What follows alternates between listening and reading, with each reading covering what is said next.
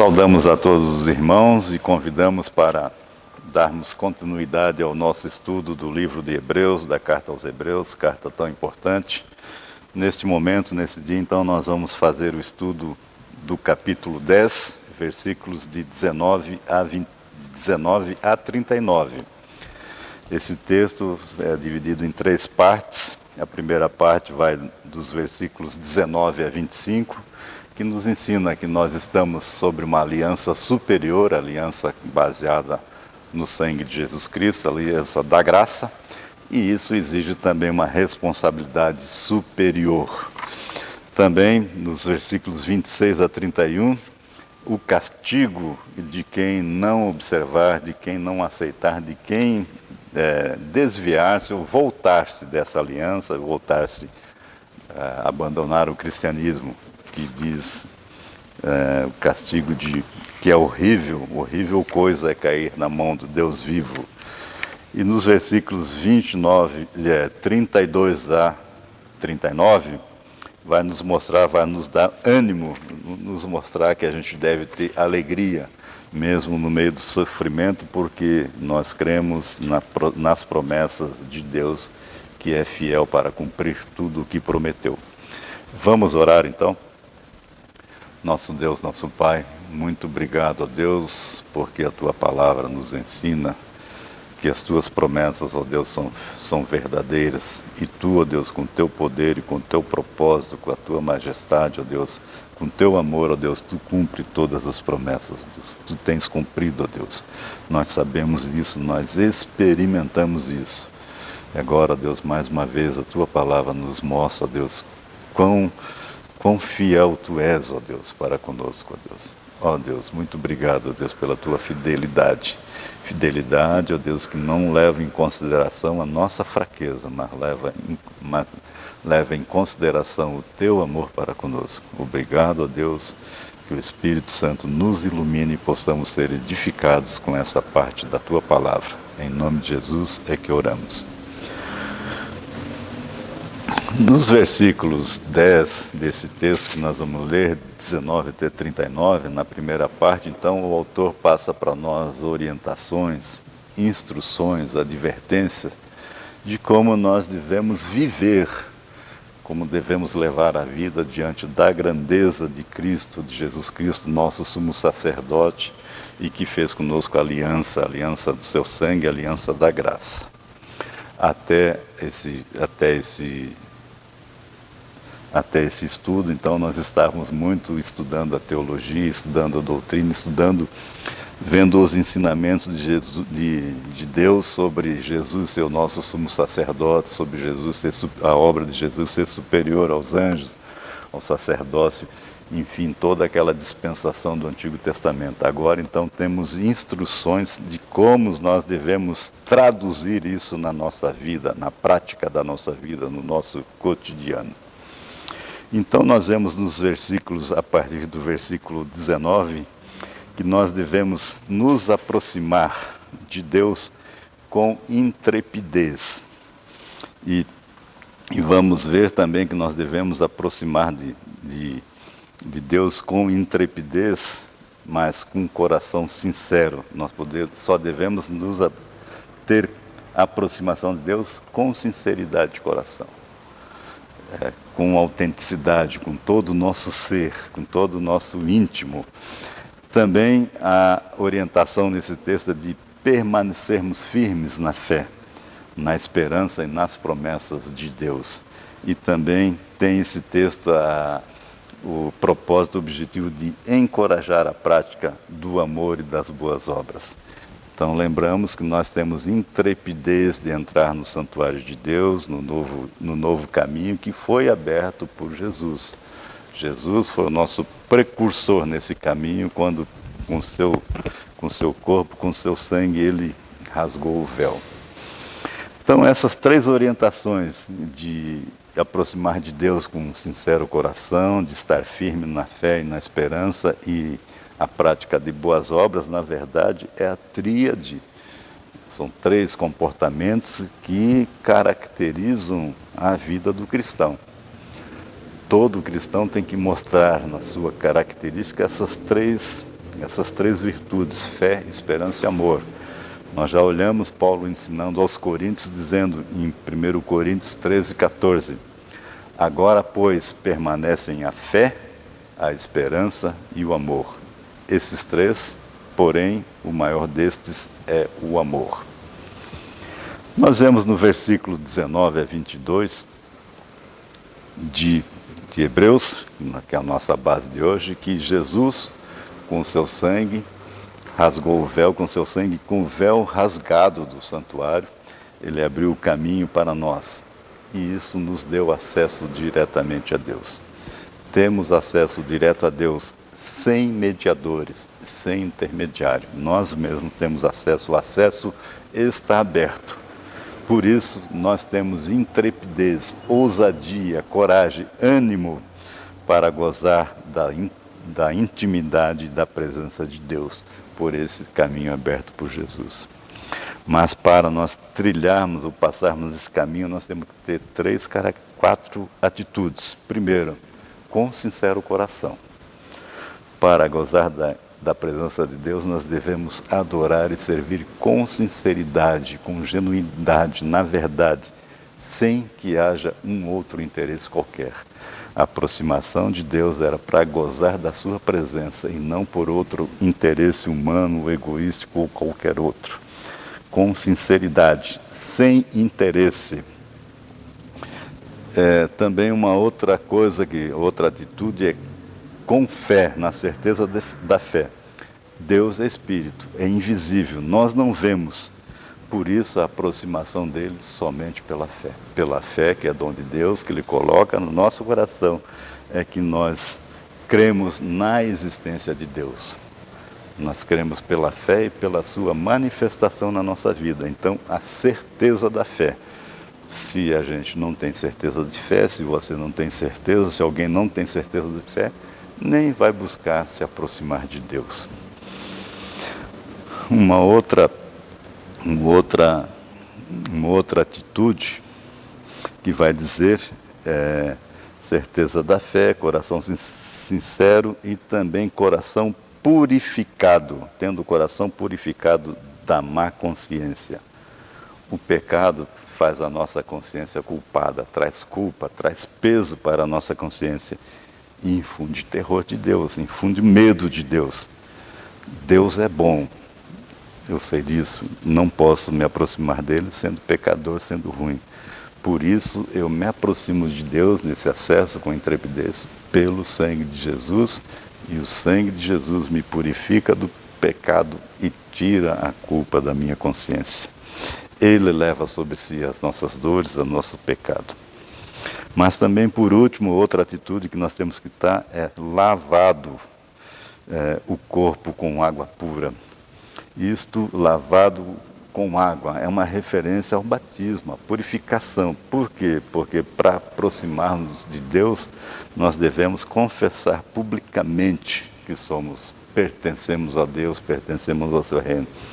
Este lavar que simboliza o batismo é um sinal visível de que somos de Deus, é uma mostra, uma publicização de que nós pertencemos a Deus, mostra para todos, mostra pública de que nós somos e pertencemos a Deus.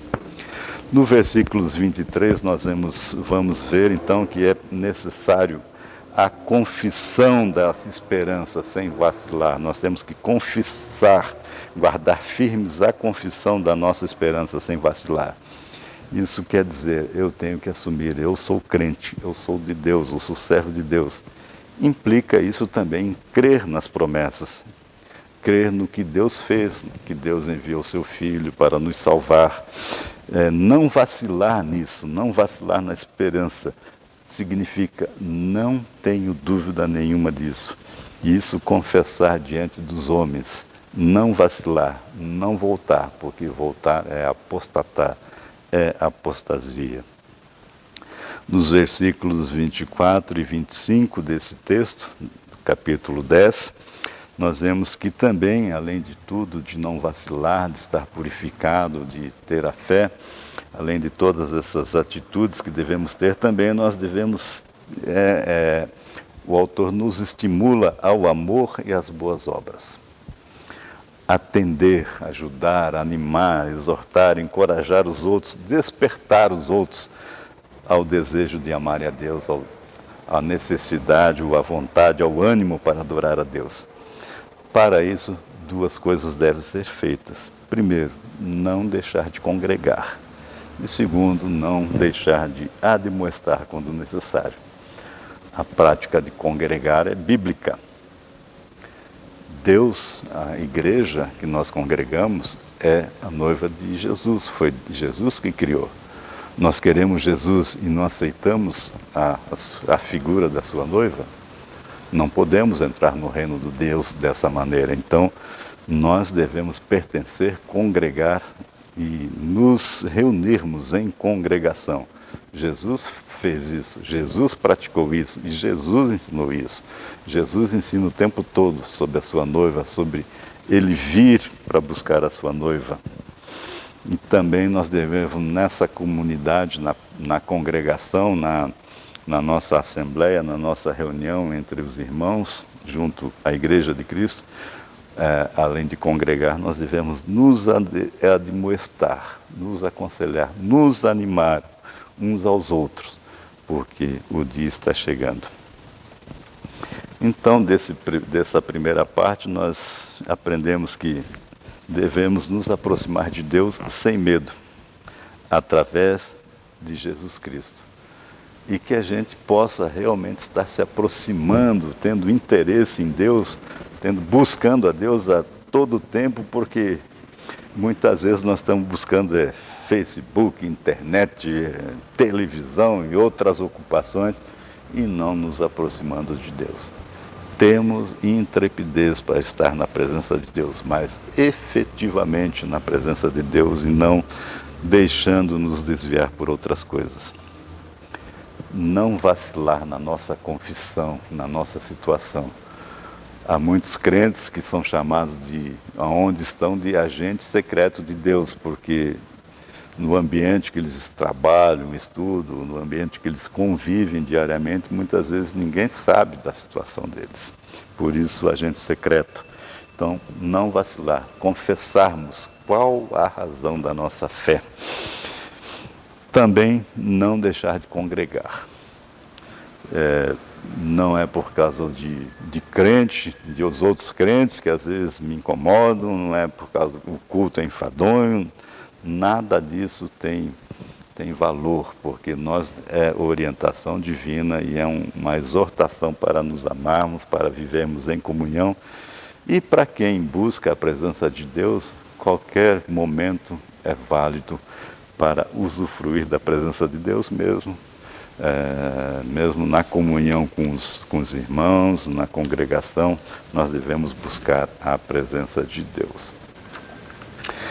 Então agora seguimos para os versículos 26 a 31. Chamo a atenção para o último versículo, que é o 31, que diz: horrível coisa é cair nas mãos de Deus vivo.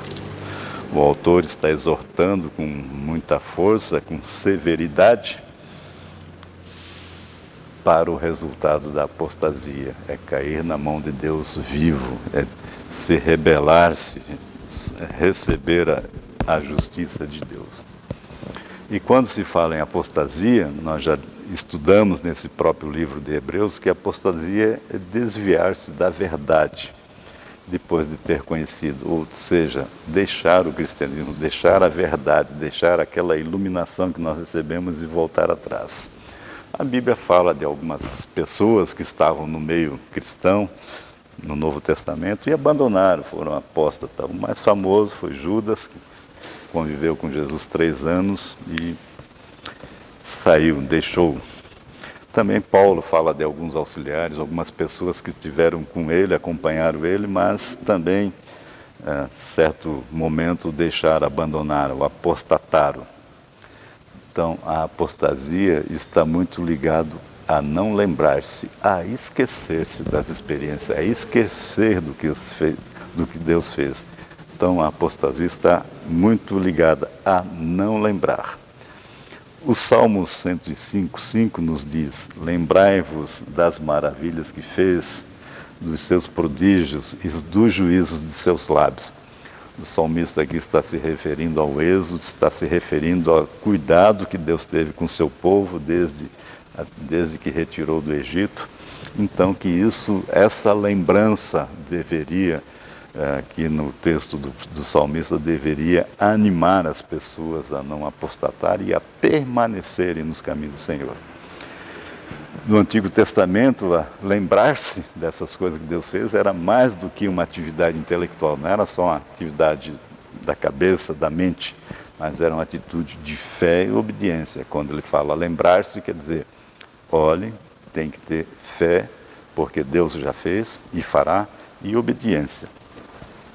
Também sobre essas pessoas que deixaram o cristianismo, nós vamos ver em 1 João 2,19, o apóstolo João se referindo lá àquelas pessoas que estavam no meio da comunidade cristã e abandonaram. Ele se refere a eles como saíram do nosso meio, entretanto não eram dos nossos. Ele diz efetivamente que não eram sinceramente do reino de Deus. Por isso que saíram, porque se fossem efetivamente de Deus, filhos de Deus, não teriam saído do meio. Mas esse texto então vai nos tratar deste abandono, desse pecado, desse desviar-se, desse sair, e vai dizer que isso não é um pecado comum, não é uma afronta comum como a gente faz às vezes, pecado na nossa vida ainda de carne, de ainda sofrendo as tentações, sucumbindo às vezes às tentações. Não. A apostasia é pecar deliberadamente, é um pecado deliberado. Não é cair num pecado. Às vezes, pela nossa natureza fraca, por algumas situações, nós caímos e por isso nós estamos constantemente pedindo perdão. Não é um ato isolado que o autor está tratando aqui, mas aquele ato deliberado e contínuo de rebeldia, é intenção. É deliberado, contínuo e intencional. São pessoas que tiveram experiência de viver na comunidade de fé, mas deixaram essa comunidade e passaram a viver em incredulidade e em revolta contra Deus. Normalmente a gente vê essa característica dessas pessoas que intencionalmente, às vezes, elas permanecem afastadas e vai terminar que eles se revoltam, se rebelam e passam até a ironizar, passam até a xingar a Deus, até a ultrajar o nome de Deus. Então, isso que realmente, este que é o perigo, nós não podemos, a exortação do autor de Hebreus é para essas pessoas que deliberadamente, intencionalmente deixaram permanentemente o caminho de Deus. Então, para esses, ele vai dizer que nos versículos 26 a 27, que já não resta mais sacrifício pelos pecados deles. Primeiro porque Cristo morreu uma vez só. Não vai ficar morrendo a cada vez que essa pessoa quiser se arrepender. Então, e também porque as pessoas que assim se comportam são as que viraram deliberadamente as costas para esse sacrifício. As costas para Jesus Cristo. Jesus é a única solução para o pecado. Se a pessoa não acredita, abandonou, não acha significado nenhum na morte de Jesus Cristo, então não resta outra coisa a não ser o juízo.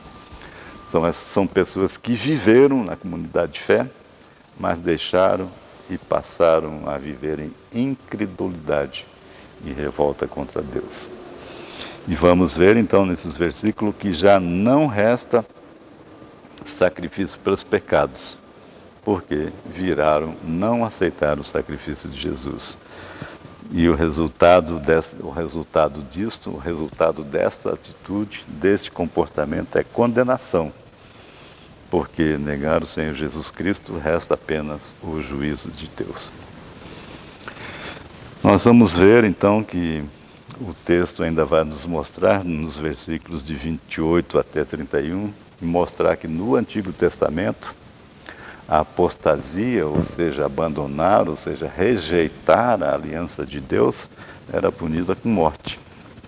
Em Deuteronômios, no livro de Deuteronômios 17, nos versículos de 2 a 5, resumindo, nos diz o seguinte, não literalmente, é um resumo, mas nos diz o seguinte: quando no meio de ti se achar homem ou mulher que proceda mal aos olhos de Deus, transgredindo a aliança, servindo e adorando outros deuses ou a astros e estrelas, e seja denunciado, então ouvirás bem, sendo verdade, a apedrejarás. Essa pessoa que assim fosse encontrada nessa intenção deliberada de revolta a Deus, então essa pessoa morria apedrejada, não tinha perdão.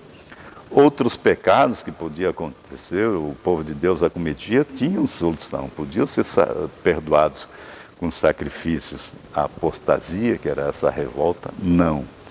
Quem rejeita a Jesus, quem rejeita o sacrifício de Jesus, rejeita o Pai que mandou a Jesus e rejeita o Espírito Santo, que comunica a salvação. Ou seja, é pecado contra a Trindade. Por isso, só resta o juízo de Deus. Por isso que o autor vai fechar essa parte do texto dizendo: horrível coisa é cair na mão do Deus vivo. Deus vivo, bem entendido, vivo, não é um Deus que está passivo, inerte, inativo ou indiferente. É um Deus vivo, Deus que age. Nós temos hoje, concluindo, na igreja cristã, existe ainda apostasia, infelizmente. Nós vemos como também vários exemplos citados na Bíblia. Nós vemos, por exemplo, aos chamados teólogos ou movimento liberal dentro da igreja, que é difícil de nós entendermos, porque eles negam os milagres de Jesus, negam a divindade de Jesus e negam várias coisas.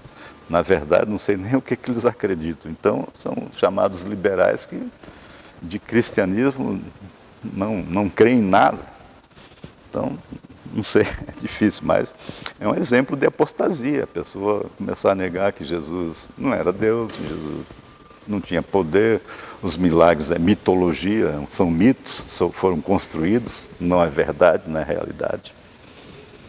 Também, um perigo de apostasia são pessoas crentes mesmo, às vezes não muito firmes na sua fé e que aceitam qualquer folheto de qualquer argumentação e aderem a seitas, aderem a outros movimentos não cristãos, e lá começa a aprender que Jesus não é Deus, e isso realmente é apostasia, e começa a aceitar e viver dessa maneira. Jesus não é Deus, Jesus não é divino, Jesus não é o único caminho. Também é um perigo muito grande. Muitas pessoas que foram criadas na igreja, que foram criadas, batizadas, nascidas na igreja, como se diz, mas em algum tempo, por motivos que só Deus sabe, abandonam tudo. É um grande perigo. E como que a gente deve observar? Existem alguns grupos vulneráveis, como nós chamamos, como nós citamos, vulneráveis à apostasia. E a gente vê que muitas vezes assim, pessoas que não se dedicam muito aos meios de graça, não têm muito ânimo, muita alegria de estar na comunidade, na congregação, de estar em oração, de estar participando, de estar em comunhão com Deus, em comunhão com os irmãos. Aqueles que a gente chama muitas vezes de negligentes, né? Esses são um alvo muito fácil para dali, desse ponto, apostatarem.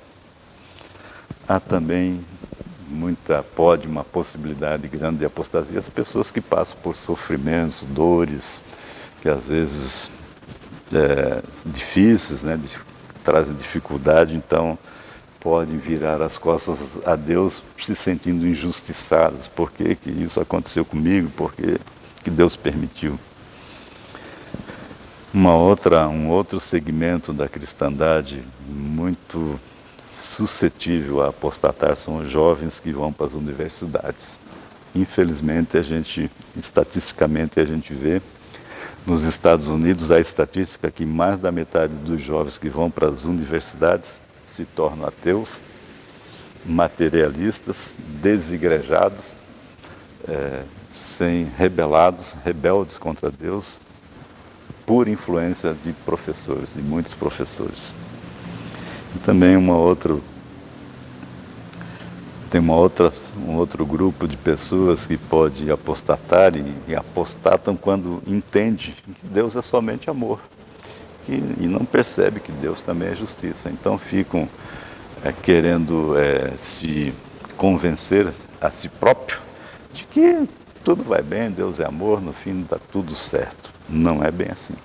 Deus é amor, mas Deus também é justiça.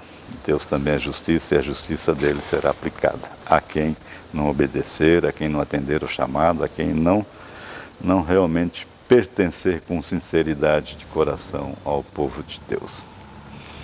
E por último, então, nós temos os versículos 32 a 39, que depois dessa exortação séria, dessa exortação severa, o autor da carta de Hebreus quer nos mostrar a alegria efetiva, a alegria real de quem, em meio ao sofrimento,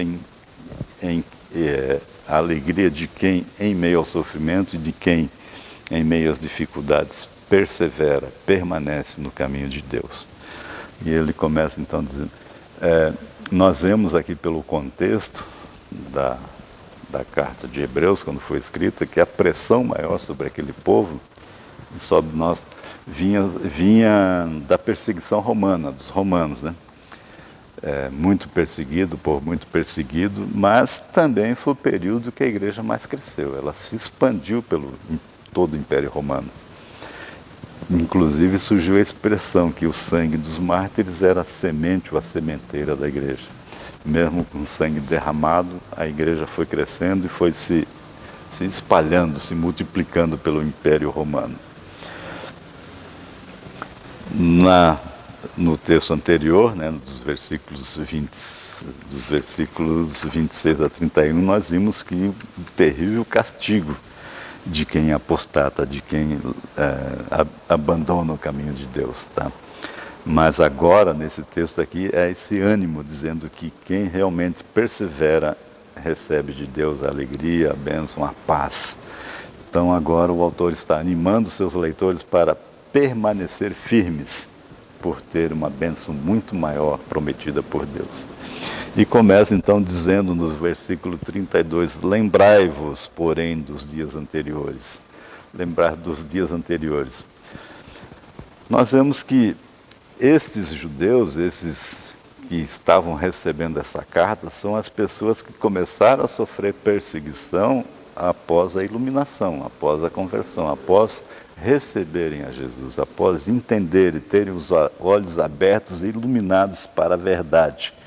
Quando eles viram a verdade, conheceram a verdade e professaram Jesus Cristo como o Messias, eles passaram a sofrer perseguições. Quem está no mundo e é de Deus e não é deste mundo, sofre perseguição, isso é natural. Para aqueles judeus daquela época, eles foram torturados, mortos nas arenas, no Coliseu, nos espetáculos de luta, nas arenas romanas, servindo de escárnio, servindo de diversão para a multidão. Também foram tratados como escória, expulsos de Roma, porque era a escória da sociedade. Enfim, sofreram várias perseguições. Mas foram perseguidos porque não eram do mundo, daquele mundo corrupto. Isto nos mostra, essa perseguição que está nos mostrando esse contexto da carta dos Hebreus e confirmado, inclusive, pela história, nos mostra uma coisa muito importante para os dias de hoje. Não existe teologia da prosperidade. Isso é uma heresia.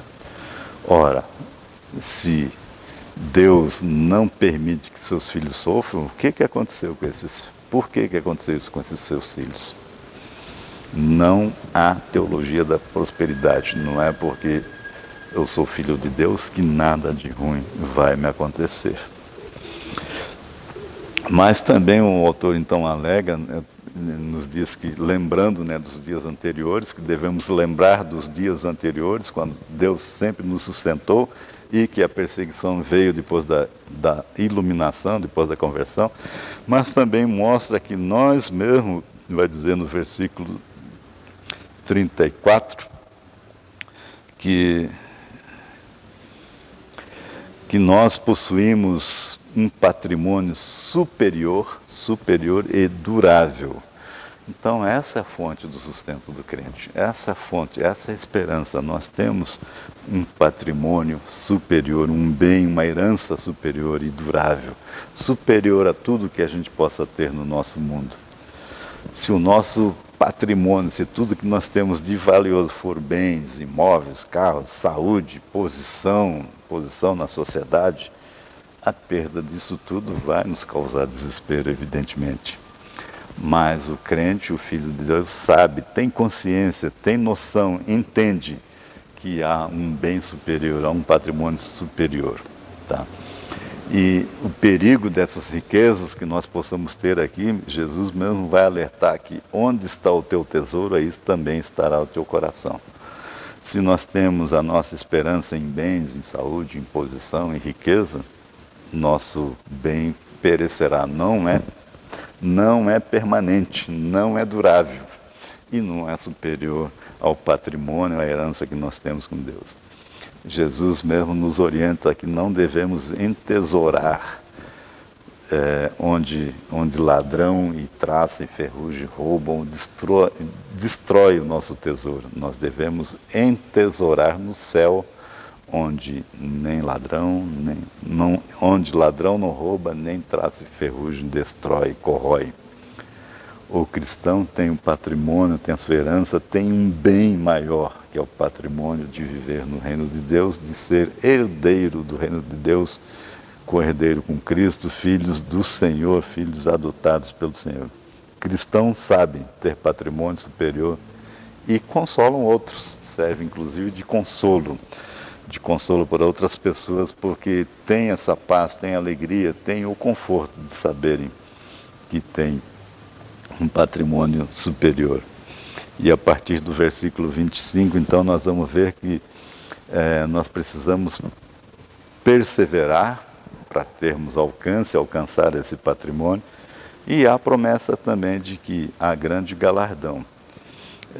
Não abandoneis, portanto, vossa confiança, ela tem grande galardão. Apocalipse 2:10 vai dizer: ser fiel até a morte e dar-te-ei a coroa da vida. Olha que promessa bela, que nos dá alegria, nos dá paz, que promessa firme e forte.